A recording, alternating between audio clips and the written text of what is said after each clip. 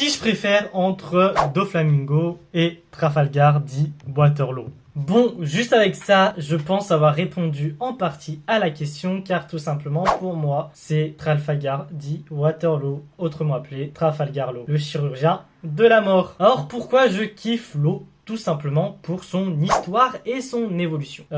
Doflamingo a une écriture extrêmement intéressante. C'est un ancien dragon céleste qui perd ses droits, qui perd ses pouvoirs de dragon céleste et qui par la suite essaye de se reconstruire un nouvel empire et justement récupérer l'ancien royaume de sa famille, des Don Quichotte, avant qu'il ne rejoigne les dragons célestes. Mais justement, l'eau pour moi est le personnage qui rend cette histoire incroyable justement, qui permet de compléter l'histoire de Doflamingo.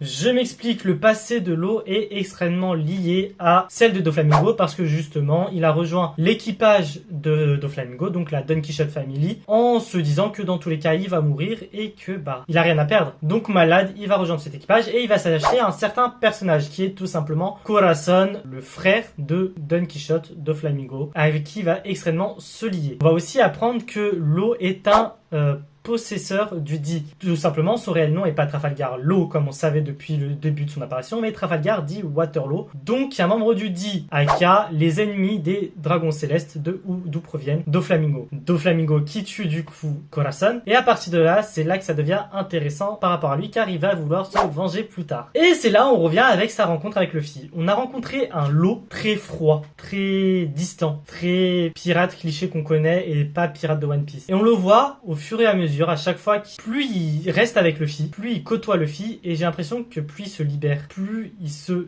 décoince entre guillemets, et il n'est plus aussi froid qu'il a été au début de sa rencontre, au début du moment où on le voit dans le manga. Et c'est ça que je trouve intéressant avec ce personnage. En gros, t'auras bien compris que je préfère largement Trafalgar dit Waterloo. Je précise toujours parce que j'aime bien. En tout cas, n'hésite pas, toi, à me dire lequel tu préfères entre Doflamingo et l'eau.